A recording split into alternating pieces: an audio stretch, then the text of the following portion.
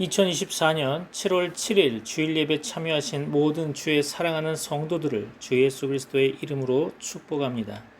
오늘 말씀은 공관복음 27번째 누가복음 12장 13절로 21절 말씀입니다. 함께 합독할 본문의 말씀은 누가복음 12장 13절로 21절입니다. 다 같이 합독하겠습니다. 누가복음 12장 13절로 21절입니다. 우리 중에 한 사람이 이르되 선생님 내 형을 명하여 유산을 나와 나누게 하소서 하니 이르시되 이 사람아 누가 나를 너희의 재판장이나 물건 나누는 자로 세웠느냐 하시고 그들에게 이르시되 삼가 모든 탐심을 물리치라 사람의 생명이 그 소유에 넉넉한 데 있지 아니하니라 하시고 또 비유로 그들에게 말하여 이르시되 한 부자가 그 밭에 소출이 풍성함에 심중에 생각하여 이르되 내가 곡식 쌓아 둘 곳이 없으니 어찌할까 하고 또 이르되 내가 이렇게 하리라 내 곡간을 헐고 더 크게 짓고 내 모든 곡식과 물건을 거기 쌓아 두리라. 또 내가 내 영혼에게 이르되 영혼아 여러 해 쓸 물건을 많이 쌓아 두었으니 평안히 쉬고 먹고 마시고 즐거워하자 하리라 하되 하나님은 이르시되 어리석은 자여 오늘 밤에 네 영혼을 도로 찾으리니 그러면 네 준비한 것이 누구의 것이 되겠느냐 하셨으니 자기를 위하여 재물을 쌓아두고 하나님께 대하여 부여하지 못한 자가 이와 같으니라. 아멘. 오늘 본문은 성도들이 잘 알고 있는 한 어리석은 부자 이야기입니다. 그동안 한국 교회는 대체로 이 비유에서 재물을 잘 관리하자 또는 헌금 생활을 잘하자 아울러 인생을 잘 준비하며 살자라는 식의 그 정도의 교훈을 얻었던 것 같습니다. 그러나 이 비유에는 그보다 훨씬 더 깊은 복음의 진리가 숨어 있음을 발견할 수 있을 것입니다. 예수님께서는 먼저 당신이 이 땅의 재물이나 형제간의 유산 싸움을 말리러 오신 분이 아니라고 선언하셨죠. 주께서는 하나님 나라의 생명으로 이 땅에 오셨습니다. 선생님, 내 형을 명하여 유산을 나와 나누게 하소서 하고 예수님께 청했던 사람은 무리 중에 한 사람이었다고 성경은 언급하고 있죠. 이에 주께서는 매우 퉁명스럽게 이 사람아 하고 그를 부르면서 누가 나를 너희의 재판장이나 물건 나누는 자로 세웠느냐 하고 반문하셨습니다. 참고로 오늘 본문에서는 형이라고 번역했으나 실상 원어적으로 보면 형인지 동생인지 분명치 않습니다. 여하간 본문으로 돌아가서 삼가 모든 탐심을 물리치라 사람의 생명이 그 소유에 넉넉한 데 있지 아니하니라 하시며 본문의 비유 곧 생명에 관해 말씀하셨습니다. 그러므로 오늘 본문은 하나님 나라 생명에 대한 가르침이죠. 생명이신 예수 그리스도에 관한 말씀인 것입니다. 비유를 가르치실 때에 언제나 그렇게 하셨던 것처럼 예수님께서는 오늘 본문의 비유를 무리들에게 가르치고 후에 제자들에게 따로 해석해 주셨습니다. 성경은 무리를 외인이라고도 나타내곤 하죠. 참고로 마가복음 4장 11절 볼까요? 이르시되 하나님 나라의 비밀을 너희에게는 주었으나 외인에게는 모든 것을 비유로 하나니. 그렇죠. 후에 제자들에게 비유를 설명하시면서 예수님께서는 제자들을 적은 무리여 하고 부르셨습니다. 성도 여러분, 여러분은 지금 무리입니까? 제자입니까? 아니면 적은 무리입니까? 외인입니까? 오늘 여러분이 외인이 아니라 제자로서, 무리가 아니라 적은 무리로서 이 말씀 듣기를 소망합니다. 본문의 비유는 한 어리석은 부자 이야기로 시작되죠. 그의 밭에는 소출이 풍성했습니다. 한 부자가 그 밭에 소출이 풍성함에 이 구절에서 성경은 그 밭을 강조하고 있습니다. 헬라어 성경 원문에서는 그 밭이 주어로 사용되고 있음을 볼 수 있죠. 대부분의 영어 성경도 그 밭을 주격으로 번역하고 있습니다. 다시 말해서 그 밭이 중요하다는 거죠. 그 밭의 소출은 하나님의 은혜였던 것입니다. 그러나 이 어리석은 자는 그 은총을 깨닫지 못하고 이렇게 중얼거리죠. 누가복음 12장 17절로 18절입니다. 내가 곡식 쌓아 둘 곳이 없으니 어찌할까 하고 또 이르되 내가 이렇게 하리라. 내 곡간을 헐고 더 크게 짓고 내 모든 곡식과 물건을 거기 쌓아 두리라. 그렇죠. 이 어리석은 사람의 심중에는 하나님이 없습니다. 그에게는 그의 이웃도 전혀 관심 없죠. 그의 독백 속에는 곡식과 곡간 그리고 물건이라는 단어가 계속 반복되어 있을 뿐입니다. 하나님 없는 인생, 이 땅이 전부인 줄 알고 이 땅만을 생각하던 이 어리석은 인간은 드디어 이렇게 선언하게 됩니다. 누가복음 12장 19절이죠. 영혼아, 여러 해쓸 물건을 많이 쌓아 두었으니 평안히 쉬고 먹고 마시고 즐거워하자. 그렇죠? 평안히 쉬고 먹고 마시고 즐거워하자. 오늘날 이렇게 사는 사람들이 얼마나 많습니까? 먹고 마시며 거들먹거리고 큰 소리치며 이 땅의 삶이 전부인 양 사는 인간이 얼마나 많습니까? 이 세상 부여가 전부인 양 그렇게 이 땅의 번영만을 가르치며 헛된 축복을 남발하는 교회가 또 얼마나 많습니까? 그들은 그들이 마땅히 바라보아야 할 하나님을 바라보고 있지 않습니다. 우리 영혼의 주인 그리스도 예수를 바라보지 않고 있다는 것입니다. 오늘 본문이 시작되는 누가복음 12장은 물이 수만 명이 모여 서로 밟힐 만큼 되었다고 기록되어 있는데요. 그들에게 바리새인들의 누룩 곧 의식을 주의하라고 가르치시면서 예수님께서는 그 껍데기 외식을 지켜보시며 그 가증한 거짓을 마침내 심판하실 하나님을 두려워하라고 말씀하고 계십니다. 누가복음 12장 5절이죠. 마땅히 두려워할 자를 내가 너희에게 보이리니 곧 죽인 후에 또한 지옥에 던져 넣는 권세 있는 그를 두려워하라. 내가 참으로 너희에게 이르노니 그를 두려워하라. 아멘. 외식 중에 가장 큰 외식은 무엇입니까? 무엇이라고 생각하십니까? 그것은 자기의에 사로잡혀서 주를 보지 못하는 것입니다. 하나님의 아들 예수를 거역하고 그를 부인하는 거죠. 누가복음 12장 8절로 10절 볼까요? 내가 또한 너희에게 말하노니 누구든지 사람 앞에서 나를 시인하면 인자도 하나님의 사자들 앞에서 그를 시인할 것이요 사람 앞에서 나를 부인하는 자는 하나님의 사자들 앞에서 부인을 당하리라. 누구든지 말로 인자를 거역하면 사하심을 받으려니와 성령을 못 오가는 자는 사하심을 받지 못하리라. 아멘. 주께서는 이렇게 성부 하나님, 인자 예수 그리스도, 성령 하나님 곧 삼위일체 하나님이 함께 어우러진 복음 사역에 대해 말씀하고 계십니다. 그 복음의 요체는 그리스도 예수를 시인하고 영접하는 거죠. 예수님을 거역하는 것은 성령을 모독하는 것이라고 주께서는 밝히 말씀하고 계시죠. 오늘 본문은 이런 배경에서 시작되는 것입니다. 말씀이신 예수님께서 하나님의 말씀을 직접 가르치고 계셨음에도 불구하고 영원한 생명, 그 참 생명이 선포되고 있음에도 불구하고 무리 중에 한 사람, 그는 그 말씀에 전혀 귀를 기울이지 않았던 거죠. 전혀 아랑곳하지 않았던 것입니다. 그리고는 청하죠.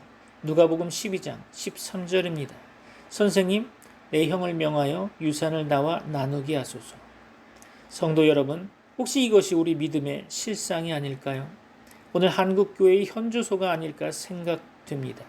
주께서는 그 모든 것이 탐심 때문이라고 말씀하고 계십니다. 탐심에 탈을 쓴 교인과 탐심으로 가득 찬 교회, 이것이 교회가 아닌 거죠. 이것은 이 사람들은 성도가 아닌 것입니다. 이 어리석은 부자는 자기를 가리켜 영혼아라고 부르죠. 영혼이라는 말은 원래 숨, 호흡이라는 뜻이죠. 숨 쉬고 호흡하면서 이 사람은 먹고 마시는 그의 육체만을 생각하고 있는 거죠. 이 땅만을 바라보고 있다는 것입니다. 그의 마음에 하나님이 없기 때문이겠죠. 하나님 없는 사람, 하나님을 멀리 떠난 인간은 철저하게 이기적입니다. 자기 중심적인 거죠. 그들은 누구도 돌아보지 않습니다. 오직 자기만 생각하게 되는 거죠. 이웃도 친척도 친구도 형제도 그들에게는 모두 이용의 대상일 뿐 그들은 누구에게도 진정한 관심을 보이고 있지 않습니다. 진실한 사랑을 베풀지 않죠. 심지어 자녀 사랑도 자기의 연장선상에 있을 뿐 마음 깊은 곳에서 자식들을 품고 이해하고 있지는 않습니다. 이 어리석은 부자의 독백을 한번 볼까요? 내가 곡식 쌓아둘 곳이 없으니 어찌할까? 내가 이렇게 하리라. 내 곡간을 헐고 더 크게 짓고 내 모든 곡식과 물건을 거기 쌓아두리라. 또 내가 내 영혼에게 이르되. 그렇죠. 이 어리석은 인간은 쉴 새 없이 내가를 되뇌이고 있습니다. 내가. 그러나 하나님은 말씀하십니다. 어리석은 자여, 오늘 밤에 네 영혼을 도로 찾으리니. 끊임없이 내가를 외치던 그에게 하나님은 오늘 밤 네 영혼을 도로 찾겠다고 말씀하십니다. 내 생명의 주인 되신 하나님께서 내 영혼을 오늘 밤 거두어 가시겠다고 말씀하시는 거죠. 오늘 밤에 내 영혼을 도로 찾으리니 그러면 내 예비한 것이 네 것이 되겠느냐. 이 부자는 왜 그렇게 내가를 되뇌이면서 또 되뇌이면서 그렇게 반복하면서 이야기했을까요? 그의 마음이 탐심으로 가득 차 있었기 때문이겠죠. 누가복음 12장 15절 보면 그들에게 이르시되 삼가 모든 탐심을 물리치라. 사람의 생명이 그 소유에 넉넉한 데 있지 아니하리라 하시고. 그렇죠. 탐심이 가득 차게 되면 하나님이 보이지 않게 됩니다. 탐심이 우리 영혼의 눈을 가리기 때문이죠. 우리 마음을 욕심에 빼앗기기 때문입니다. 우리 마음이 욕심에 빼앗겨치면 하나님이 안 보이는 거죠. 그러므로 성경은 말씀합니다. 탐심은 곧 우상 숭배라고 말이죠. 골로새서 3장 5절입니다. 그러므로 땅에 있는 지체를 죽이라. 곧 음란과 부정과 사욕과 악한 정욕과 탐심이니 탐심은 우상 숭배니라. 그렇죠. 성경은 탐심이 가득한 사람을 어리석은 자라고 부르죠. 하나님이 없다고 떠들며 그 마음에 하나님을 두려워함이 전혀 없기 때문입니다. 그러므로 다윗은 선포하죠. 시편 14편 1절입니다. 어리석은 자는 그의 마음에 이르기를 하나님이 없다 하는도다. 그들은 부패하고 그 행실이 가증하니 선을 행하는 자가 없도다. 그렇죠. 다윗의 시편을 인용하면서 바울은 인간 존재를 고발합니다. 로마서 3장 10절로 18절 말씀이죠. 기록된 바 의인은 없나니 하나도 없으며 깨닫는 자도 없고 하나님을 찾는 자도 없고 다 치우쳐 함께 무익하게 되고 선을 행하는 자는 없나니 하나도 없도다. 그들의 목구멍은 열린 무덤이요 그 혀로는 속임을 일삼으며 그 입술에는 독사의 독이 있고 그 입에는 저주와 악독이 가득하고 그 발은 피 흘리는데 빠른지라. 파멸과 고생이 그 길에 있어 평강의 길을 알지 못하였고 그들의 눈앞에 하나님을 두려워함이 없느니라 함과 같으니라. 오늘 우리 자신을 되돌아보기 바랍니다. 우리가 과연 하나님을 찾고 있는지, 하나님을 깨닫고 있는지, 우리가 진정 하나님을 두려워하고 있는지, 혹시 우리가 어리석은 자가 아닐까 한번 점검해 봐야겠죠. 어리석은 자, 곧 탐심이 가득한 자는 자기 존재의 근거를 소유에 찾습니다. 이 부자가 끊임없이 되뇌이던 것처럼 곡식과 곡간 그리고 물건에서 자기 존재를 증명하려고 합니다. 그러나 그것들은 모두 안개처럼 사라질 뿐 우리 존재의 근원을 담보하지는 못합니다. 욥은 고백하죠. 욥기 14장 10절로 12절입니다. 장정이라도 죽으면 소멸되나니 인생이 숨을 거두면 그가 어디 있느냐. 물이 바다에서 줄어들고 강물이 잦아서 마름같이 사람이 누우면 다시 일어나지 못하고 하늘이 없어지기까지 눈을 뜨지 못하며 잠을 깨지 못하느니라. 그렇죠. 그렇다면 우리 생명의 근거는 어디에 있을까요? 우리 존재의 근원은 오직 생명 되신 예수 그리스도께 있는 것입니다. 어리석은 부자는 자기를 가리켜 영혼이라고 불렀는데요. 그러나 그 영혼은 오늘 밤 하나님께서 불러가실 육체에 불과한 것이죠. 주님은 이 가짜 영혼이 아니라 진정한 생명을 말씀하셨습니다. 요한복음 5장 24절이죠. 내가 진실로 진실로 너희에게 이르노니 내 말을 듣고 또 나 보내신 이를 믿는 자는 영생을 얻었고 심판에 이르지 아니하나니 사망에서 생명으로 옮겼느니라. 아멘. 한 구절 더 볼까요? 요한일서 5장 11절로 12절입니다. 또 증거는 이것이니 하나님이 우리에게 영생을 주신 것과 이 생명이 그의 아들 안에 있는 그것이니라. 아들이 있는 자에게는 생명이 있고 하나님의 아들이 없는 자에게는 생명이 없느니라. 아멘. 아멘이시죠. 오늘 본문 누가복음 12장 21절 봅니다. 자기를 위하여 재물을 쌓아두고 하나님께 대하여 부유하지 못한 자가 이와 같으니라. 그렇죠. 이 어리석은 부자는 재물을 많이 쌓아두었습니다. 그러나 그에게는 생명이 없었던 거죠. 성경은 생명이 없는 육체를 하나님께 대하여 부유하지 못한 것이라고 말씀합니다. 우리 중에 그 누가 하나님께 대하여 부유하다고 자신할 수 있겠습니까? 감히 하나님께 대하여 부유하다고 내세울 수 있는 사람이 어디 있을까요? 사람에게는 희망이 없습니다. 여지가 없습니다. 하나님께 대하여 부유하신 분은 오직 예수 그리스도뿐입니다. 로마서 10장 12절이죠. 유대인이나 헬라인이나 차별이 없음이라 한 분이신 주께서 모든 사람의 주가 되사 그를 부르는 모든 사람에게 부유하시도다. 아멘. 우리는 하나님께 대하여 전혀 부유하지 못합니다. 그러나 성경은 성도들은 모두 그리스도 안에서 부유한 자라고 선언하고 계시죠. 골로새서 2장 3절입니다. 그 안에는 지혜와 지식의 모든 보화가 감추어져 있느니라. 아멘. 성도 여러분, 그리스도 안에 있는 생명, 그 부요를 누리고 계십니까? 주께서는 이미 그 생명을 우리에게 주셨습니다. 우리 대신 십자가에서 죽으시고 그 영원한 부활 생명 속에 우리를 품으셨습니다. 우리를 부욕케 하십니다. 예수 안에 있는 보화, 요한계시록은 우리 성도들을 보물로 묘사하고 있죠. 요한계시록 21장 21절이죠. 그 12문은 12진주니 각 문마다 한 개의 진주로 되어 있고 성의 길은 맑은 유리 같은 정금이더라. 아멘. 우리가 진정 하늘의 보화라면, 우리가 진정 천국의 보물이라면 오늘 우리가 이 땅의 삶을 어떻게 살아야 하겠습니까? 예수님께서는 이 모든 것을 비유로 말씀하셨습니다. 주께서는 왜 하나님 나라를 비유로 가르치셨을까요? 하늘의 진리가 외인들에게는 비밀이기 때문입니다. 천국 복음이 우리들에게는 감추어졌기 때문이죠. 생명의 말씀에 전혀 귀를 기울이지 않고 엉뚱한 요청을 하던 그 무리 중에 한 사람에게 예수님께서는 이 사람아 라고 책망하셨습니다. 어리석은 자요, 이 사람아. 이 시간 결단의 시간이 되길 바랍니다. 예수님 앞에서 오늘 우리는 누구입니까? 오늘 이 시간 여러분의 신앙을 점검하는 시간 되기를 소망합니다. 여러분을 축복합니다. 기도하겠습니다. 이제는 우리 주 예수 그리스도의 은혜와 하나님의 사랑과 성령님의 교통하심이 트리니티 미라클 교회 모든 권속들과 세계 교회 위에 이제부터 영원까지 함께 있을지어다. 아멘. In the darkness, lost and wandering soul, the Lord leads me with His light.